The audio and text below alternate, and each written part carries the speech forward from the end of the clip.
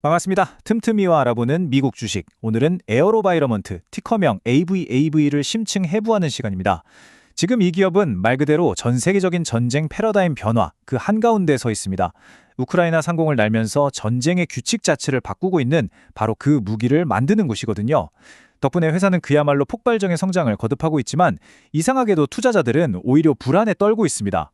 이 눈부신 성장과 초라한 수익성이라는 역설, 그 중심에 선 AVAV의 이야기를 지금부터 깊이 있게 파헤쳐 보겠습니다.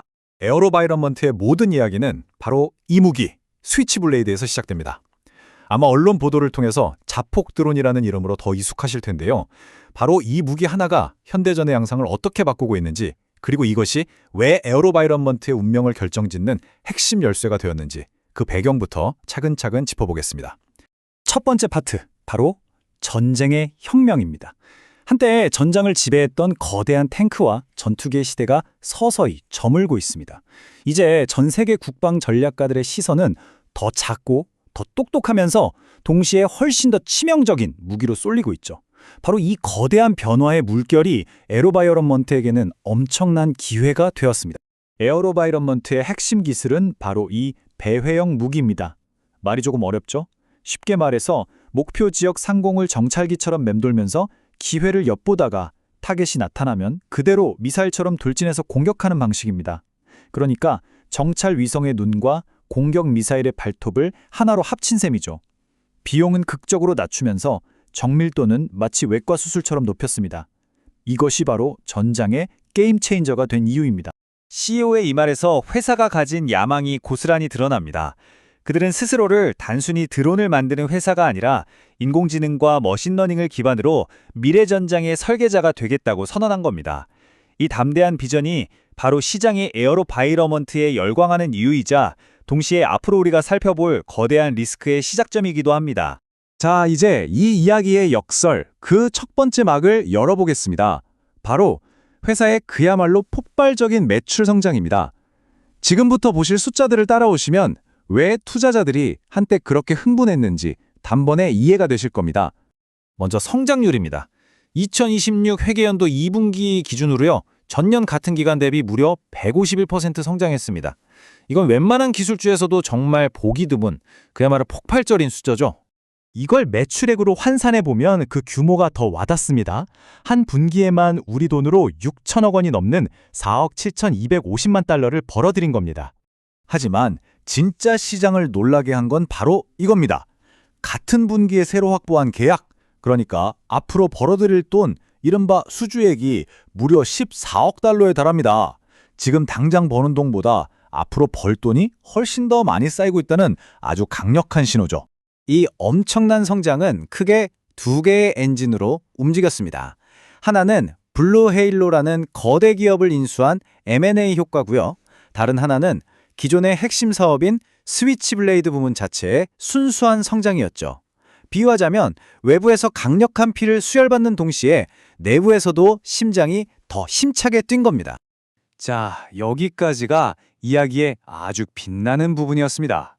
이제부터는 그 눈부신 빛이 만들어낸 짙은 그림자, 즉 수익성의 역설을 들여다볼 시간입니다. 바로 이 질문. 이게 현재 월스트리트가 에어로바이러먼트를 향해 던지는 가장 날카로운 질문입니다. 이렇게나 많은 무기를 팔고 있는데 도대체 그 많던 이익은 다 어디로 사라진 걸까요? 문제의 핵심은 바로 이 총이익률의 분계에 있습니다. 쉽게 말해서요, 100원어치 물건을 팔아서 남기는 이익금이 작년에는 41원이었는데 올해는 27원으로 뚝 떨어졌다는 뜻입니다. 불과 1년 만에 수익성이 3분의 1 토막이 난 셈인데 이건 기업의 기초 체력에 아주 심각한 경고등이 켜졌다는 신호입니다. 그리고 최종 성적표인 순이익을 보면 상황은 훨씬 더 심각합니다. 불과 1년 전만 해도 750만 달러 흑자를 내던 알짜 회사가 올해는 1,710만 달러의 적자를 기록하면서 완전히 적자 기업으로 돌아섰습니다. 겉으로는 화려한 매출 잔치를 벌였지만 정작 회사 금고는 텅 비어가고 있는 셈이죠. 이렇듯 성장과 수익이라는 두 지표가 극단적으로 엇갈리다 보니 에어로바이러먼트의 미래를 보는 시선은 크게 둘로 나뉩니다. 한쪽에선 거대한 기회라고 말하고 다른 한쪽에선 치명적인 함정이라고 경고하죠. 지금부터 이 강세론과 약세론의 팽팽한 논리 대결 속으로 들어가 보겠습니다. 투자자들은 지금 갈림길에 서 있습니다. 이 회사는 과연 로켓처럼 더 높이 날아오를까요? 아니면 경고등이 켜진 채 추락하게 될까요? 먼저 이 로켓에 올라타야 한다고 주장하는 낙관론자들, 즉 강세론자들의 이야기부터 들어보겠습니다. 낙관론의 핵심 근거는 바로 대체 불가능성입니다. 에어로바이런먼트의 기술은 이미 수많은 실전에서 그 압도적인 성능을 증명했고요. 이건 경쟁자들이 쉽게 넘볼 수 없는 강력한 경제적 해자, 즉 성벽을 쌓았다는 의미입니다. 여기에 세계에서 가장 든든한 고객인 미 국방부가 미래 국방 전략의 핵심 파트너라고 공인까지 해줬죠. 막대한 장기 계약은 이미 따놓은 당상이라는 겁니다. 반면에 비관론자들은 바로 그 엄청난 성장이 오히려 독이 될 수 있다고 경고합니다. 우리 속담에도 있잖아요. 너무 급하게 먹은 밥이 체한다고요. 거대한 인수를 제대로 소화하지 못하는 통합 리스크, 수익성이 계속 깎여나가는 마진 압박, 그리고 주문은 잔뜩 받아놨는데 제때 물건을 만들지 못하는 실행 리스크라는 세 가지 시한폭탄을 안고 있다는 겁니다. 그리고 그 우려는 최근 현실이 되고 말았습니다. 지금 보시는 이 인형문처럼 베저라는 대형 안테나 시스템 계약이 갑자기 중단된 겁니다. 이 프로젝트 하나만으로 내년에 예상됐던 1억 7,500만 달러의 매출이 사라질 위기에 처한 거죠. 이건 단순히 계약 하나가 틀어진 문제가 아닙니다. 과연 에어로바이런먼트가 이렇게 거대해진 사업들을 제대로 감당할 능력이 있는가라는 근본적인 질문을 시장에 던지게 된 겁니다. 이제 마지막 결론입니다. 에어로바이런먼트는 지금 아주 중대한 시험대에 올라 있습니다. 이제 이 회사의 문제는 더 이상 기술력이 좋냐 나쁘냐 혹은 시장에 수요가 있냐 없냐가 아닙니다. 문제는 갑자기 거대해진 자기 자신의 몸집을 스스로 감당할 수 있느냐는 바로 운영 능력에 있습니다. 오늘 분석의 핵심을 이 슬라이드 한 장이 보여주고 있습니다.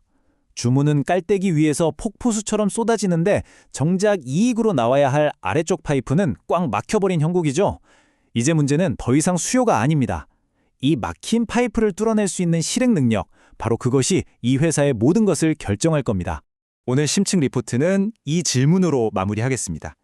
에어로바이어먼트는 과연 미래의 거대 방산 기업으로 성장하는 길목에 서 있는 걸까요? 아니면 너무 빨리 성장하다가 스스로의 무게에 무너지는 비극의 주인공이 될까요? 폭발적인 성장과 추락하는 수익성이라는 이 위험한 역설, 이 중대한 시험의 결과에 따라 이 기업의 미래, 그리고 투자자들의 운명이 결정될 것입니다.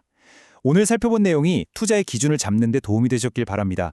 더 날카로운 토론은 오디오 팟캐스트 본편에서 이어집니다. 궁금한 기업이 있다면 댓글로 남겨주세요.